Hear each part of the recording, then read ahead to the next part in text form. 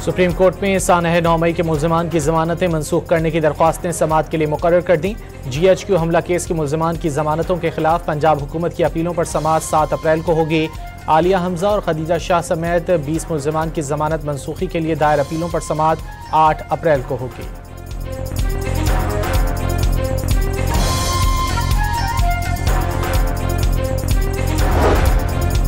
Peshawar high court में खैबर पख्तूनख्वा में अद्वियात खरीदारी का टेंडर केस। महकमा सेहत का करोड़ों रुपए मालियत का टेंडर कलअदम। अदालत ने टेंडर को मखसूस कंपनी को फायदा पहुंचाने की मुनज़्ज़म कोशिश करार दी थी। आवाम के लिए बड़ा रिलीफ। बिजली की कीमत में तकरीबन 7.5 रुपए फी यूनिट कमी का ऐलान। घरेलू सार्फिन के लिए बिजली 7 रुपए 41 पैसे और सनती सार्फिन के लिए 7 रुपए 59 पैसे फी यूनिट सस्ती कर दी गई। घरेलू सार्फिन के लिए बिजली की कीमत औसतन 34 रुपए 37 पैसे फी यूनिट मुकर्रर। सनतों को 40 रुपए 60 पैसे फी यूनिट बिजली फराहम की जाएगी।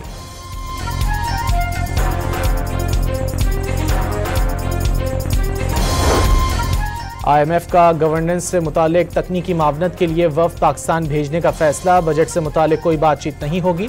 दौरा गवर्नेंस से मुतालिक उमूर का फॉलो अप होगा। कोरोना में मुब्तला सदर आसिफ जरदारी की सेहत में बेहतरी आने लगी। मुकम्मल सेहतियाबी तक आइसोलेशन में रहेंगे। ज़ाती मुआलिज डॉक्टर आसिम के मुताबिक सदर मुमलिकत को जल्द अस्पताल से डिस्चार्ज कर दिया जाएगा।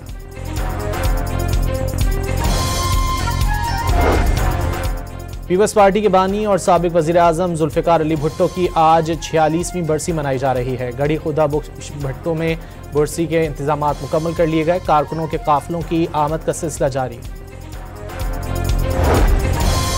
ट्रम्प टैरिफ से अमरीकी स्टॉक मार्केट में शदीद मंदी का रुझान। सरमायाकारों के खरबों डॉलर डूब गए। स्टॉक मार्केटों में 5 साल की बदतरीन गिरावट देखी गई।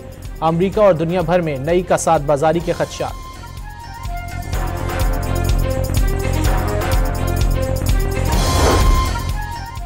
IMF ने अमरीकी टैरिफ को आलमी मईशत के लिए बड़ा खतरा करार दे दिया। सुस्त शरह नमू के वक्त अमरीकी टैरिफ आलमी मईशत के लिए खतरा है।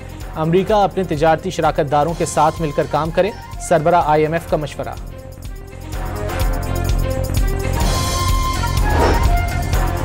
कनाडा का जवाबी वार। अमरीका से दरामद गाड़ियों पर 25% टैरिफ आयद करने का ऐलान। कैनेडियन शहरियों और कारोबार को बचाने के लिए हर मुमकिन इकदाम करेंगे। ट्रंप की तिजारती जंग आलमी मईशत को तबाह कर देगी। कैनेडियन वजीर आजम का दावा।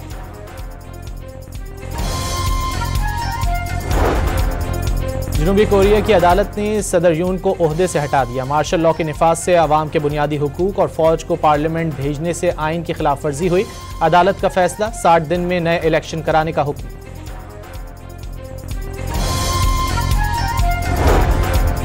और थाईलैंड की women's cricket team ICC world cup qualifier में शिरकत के लिए पाकिस्तान पहुंच गई।